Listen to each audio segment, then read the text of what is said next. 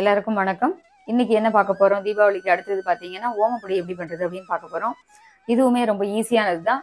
இதுக்கு என்னென்ன சாமான் எடுத்து வச்சிருக்கேன், எவ்வளோ அளவு போட போறோம் அப்படிங்கறத இப்போ எப்படி பண்றது அப்படின்னு பார்க்கலாம் வாங்க. எப்பவும் போல ஆஸ் யூஷுவல் சொல்ற மாதிரி ரொம்ப ரொம்ப சிம்மில் எல்லா முறுக்க விடவும் ரொம்ப ரொம்ப மெல்லிசா இருக்கிறதுனால பார்த்தீங்கன்னா சீக்கிரமாவே வெந்துடும்.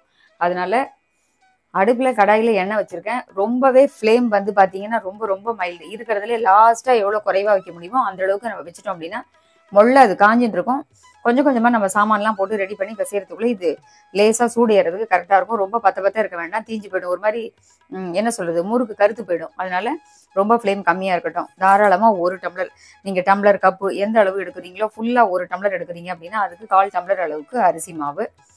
இப்போ இந்த அரிசி மாவு வந்து இந்த கடலை மாவை இதில் சேர்த்துடலாம். அதுக்கப்புறம் இதிலே வந்து 1க்கு 1/4 அந்த அளவுக்கு போட்டுக்கலாம். இதில் வந்து அரிசி மாவையும் நம்ம போட்டுக்கலாம். அதுக்கப்புறம் நான் வந்து இன்னைக்கு என்ன பண்ண போறேன் அப்படின்னா, எல்லாருமே ஓமத்தை வந்து ஒன்று ஊற வச்சு நல்லா மிக்சியில் அரைச்சிட்டு அந்த தண்ணியை வந்து சாரை மட்டும் வடிகட்டி எடுத்துப்பா. நான் இன்னைக்கு கொஞ்சம் ஈஸியாக இருக்கும் அப்படிங்கிறதுனால ஓம வாட்டர் விட்டு தான் பண்ணுறேன். ஆனால் ஓமத்தை நீங்கள் வெயிலில் காய வச்சு பொடி பண்ணி எங்கள் அம்மாலாம் பண்ணும்போது சலிச்சுட்டு அந்த பவுடர் போட்டு பண்ணுவா. அப்படி பண்ணுறதை விடவும் நம்ம இன்னும் அரைச்சி சாறு எடுத்து பண்ணுறதும் ரொம்ப நல்லா இருக்கும். அவசரத்துக்கு ஓம வாட்டர் அப்படின்னா நான் வந்து இன்னைக்கு ஓமம் என்கிட்ட இருக்குன்னு நினச்சிருந்தேன். பட் வந்து ஓமம் இல்லை.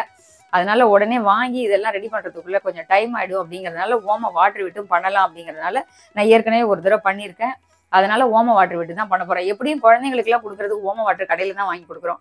அதனால இதை விட்டுக்கலாம். ஒன்றும் வந்து செவந்து போறது அது வந்து அவ்வளவு நல்லது இல்லை அப்படின்லாம் சொல்ல முடியாது. அதனால ஓம வாட்டர் விட்டுக்கலாம். அது இன்னும் கூட எனக்கு கேட்ட பெஸ்ட்ன்னு தான் சொல்லலாம். இல்லை ஓமம் முடிஞ்சா பொடி பண்ணி அரைச்சி போட்டுக்கலாம். வாசனைக்கு கொஞ்சமா வந்து பெருங்காயப்பொடி,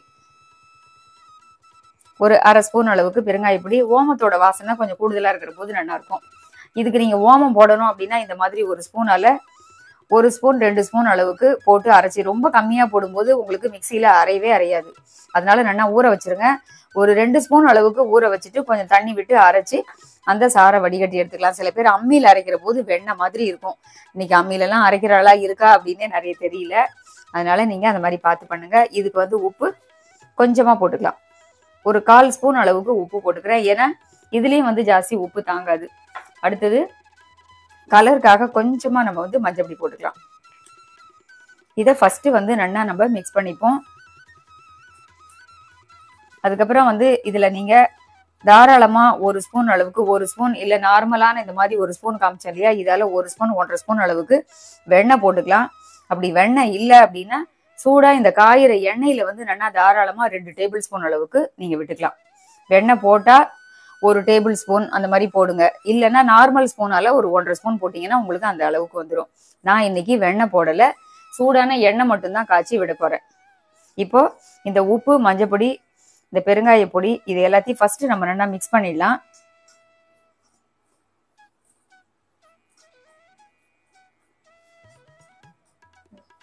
இப்போ வந்து நம்ம சூடான ஆயில் விட்டுக்கலாம். நான் வந்து இதால ஒரு சின்ன கரண்டி எடுத்திருக்கேன். இது தாராளமா 2 டேபிள் ஸ்பூன் அளவுக்கு இருக்கும்.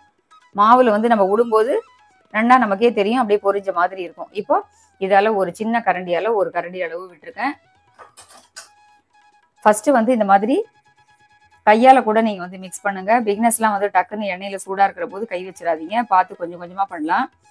இந்த எண்ணெய் வந்து எண்ணெயை விட்டாலும் இல்லை நீங்க வெண்ணெய் போட்டாலும் எல்லா இடத்துலையுமே நல்லா இந்த எண்ணெய் பரவி மாவுல வந்து நல்லா மிக்ஸ் ஆகுற மாதிரி ஃபர்ஸ்ட் கையால கலந்துட்டு அதுக்கப்புறமா நம்ம வந்து ஓம வாட்டரோ இல்லை ஓமத்தை அரைச்சி சாறு எடுத்து வச்சிருக்கோம் இல்லையா, அது அப்புறமா சேர்த்துக்கலாம்.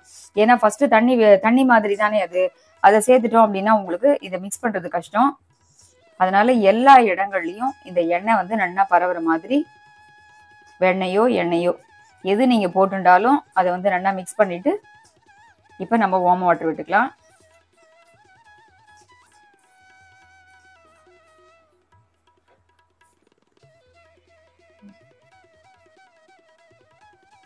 இப்போ உங்களுக்கு நான் இந்த மூடியிலே விட்டு காமிக்கிறேன். உங்களுக்கு எவ்வளவு வாசனை தேவை அந்த அளவுக்கு விட்டுக்கலாம்.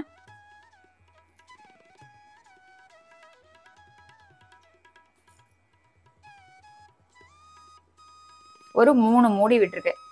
கிட்டத்தட்ட பாத்தீங்கன்னா இது ஒரு 10 ml கிட்ட இருக்கும்னு நினைக்கிறேன். குட்டியா, அதாவது நம்ம குழந்தைங்களுக்குலாம் மருந்து கொடுப்போம் இல்லையா அந்த மாதிரி அளவுல.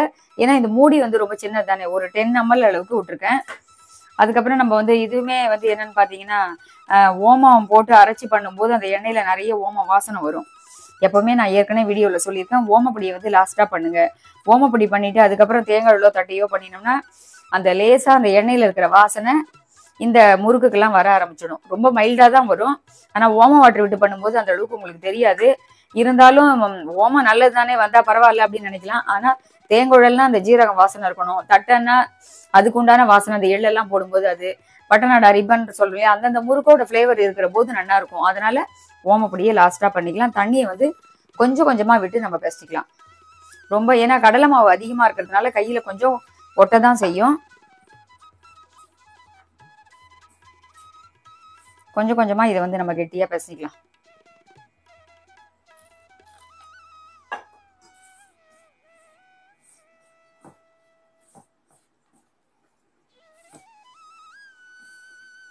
நம்ம பிசைஞ்சாச்சு. கொஞ்சம் கையில் இந்த மாதிரி ஒட்டதான் செய்யும். அதுக்கப்புறம் இதுக்குள்ள கொஞ்சம் எண்ணெயை தொட்டு இது உள்ள நல்லா வந்து ஒட்டாதவாறு நம்ம இந்த மாதிரி எண்ணெயை தடவிக்கலாம். நான் சின்னதா ஒரே ஒரு பீஸ் வந்து எண்ணெய் காஞ்சிடுதா அப்படிங்கிறதுக்காக போட்டு பார்க்கறதுக்காக சின்னதா ஒரு பீஸ் போட்டிருக்கேன். இப்போ நம்ம கொஞ்சம் கொஞ்சமா போட்டு அப்படியே புரிஞ்சிக்கலாம். இந்த பக்குவத்துக்கு இருக்கட்டும். ரொம்ப மாவு டைட்டா இருந்தாலும் உங்களுக்கு உதிர்ந்து போயிடும். கடலை மாவு அதிகமா இருக்கிறதுனால கையில கொஞ்சம் ஒட்டதான் செய்யும்.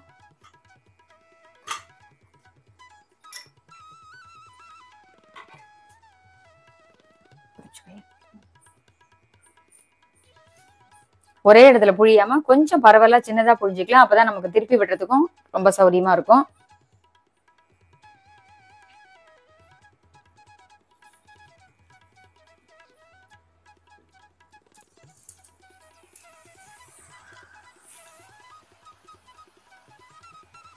கொஞ்சம் நம்ம பரவலா புழியிற போதுதான் ஃப்ரீயா வேகும், ஒரே இடத்துல இல்லாம.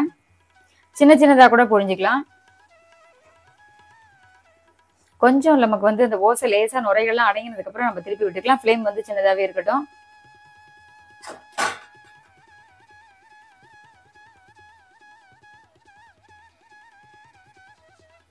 ஒரு நிமிஷம் அப்படியே விட்டுட்டு அதுக்கப்புறம் நம்ம திருப்பிக்கலாம்.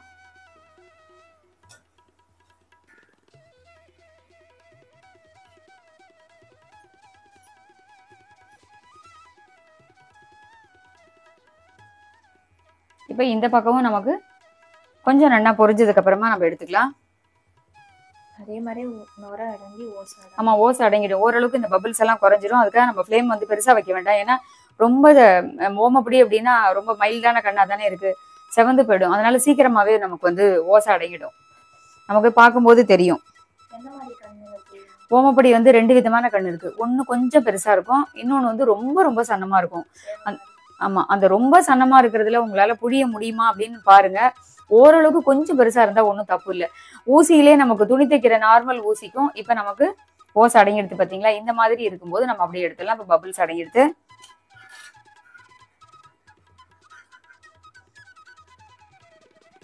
நல்ல எண்ணெயை வந்து ஃபுல்லா நல்லா ஒட்டா வடிச்சிட்டு எடுத்துக்கலாம். ரொம்ப ரொம்ப மைல்டா இருக்கிற, அதாவது துணி தைக்கிற ஊசிக்கும் அடுத்ததுலே கொஞ்சம் அதுல பாத்தீங்கன்னா பெரிய ஊசியா இருக்கும், சித்தம் கொஞ்சம் மெலிசா இருக்கும், இன்னொன்னு வந்து கொஞ்சம் தடிமனா இருக்கும். அந்த மாதிரி நமக்கு புழியறதுக்கு எந்த அளவுக்கு தேவை அப்படிங்கிறத பாத்துக்கலாம். ரொம்ப சன்னமான கண்ணா இருந்தது அப்படின்னா இறங்குறது கஷ்டமா இருக்கும் மாவு. கொஞ்சம் அழுத்தி புழிய முடியும் அப்படிங்கிறவா வந்து புழிஞ்சிருவா. பிகினர்ஸ்க்கு எல்லாம் கொஞ்சம் கஷ்டமா இருக்கும்னா நம்ம அதுக்கு தகுந்த மாதிரி எடுத்துக்கலாம். அது மட்டும் இல்லாம ரொம்ப சன்னமா இருக்கிற போது பாத்தீங்கன்னா உடைஞ்சு போகும், திருப்பும் போது எண்ணெயில இருந்து எடுக்கிறதே கஷ்டமா இருக்கும்.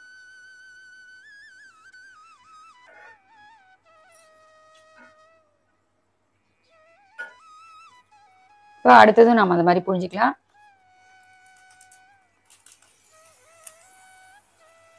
ஒருவேளை உங்களுக்கு புழியறதுக்கு ரொம்ப கஷ்டமா இருக்கு அப்படின்னா மாவை வந்து கொஞ்சமா நம்ம வந்து தளர்த்திக்கலாம்.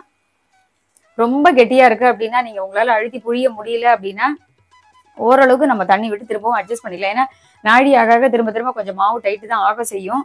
அதனால எப்பவுமே வந்து கொஞ்சம் கொஞ்சமா புழிஞ்சுக்கோங்க. மாவு பிசைற போது பாத்தீங்கன்னா ஒரே சமயத்துல 3 டம்ளர் கடலை மாவு, அதுக்கு தகுந்த மாதிரி அரிசி மாவு அந்த அளவுக்கு எல்லாம் சேர்த்து புழியிற போது பாத்தீங்கன்னா நம்ம திரும்ப திரும்ப தண்ணி விட்டு அட்ஜஸ்ட் பண்ணும்போது உப்பெல்லாம் வந்து குறையும். அப்புறம் எண்ணெய் விடுறதெல்லாம் அந்த கரகரப்பு தன்மையெல்லாம் மாறிடும். முடிஞ்ச வரைக்கும் நம்ம வந்து பிக்னஸ் எல்லாம் கொஞ்சம் கொஞ்சமா புழிஞ்சுக்கிறதுக்கு ட்ரை பண்ணிக்கலாம். 2 டம்ளர் மாவு போடுறோம்னா அதுக்கு தகுந்த மாதிரி பண்ணிக்கலாம். ரொம்ப 3 4 அப்படிலாம் போட வேண்டாம். இப்போ நம்ம எல்லா முறுக்குமே பண்ணி முடிச்சாச்சு. ரொம்ப ரொம்ப நல்லா இருக்கு பார்த்தீங்களா? வாயில போட்டாலே அப்படியே கரையிற மாதிரி இருக்கு. தொடும்போதே உங்களுக்கு அப்படியே நொறுங்கிடும். ரொம்ப சின்ன குழந்தைங்க கூட சாப்பிட்றதுக்கு ரொம்ப கரெக்டாக இருக்கு. இதே ரேஷியோவில் வந்து நீங்களும் வந்து ட்ரை பண்ணி பாருங்கள். தீபாவளிக்கு ஓமப்பொடி மறுபடியும் வேறொரு வீடியோவில் சந்திக்கிறேன்.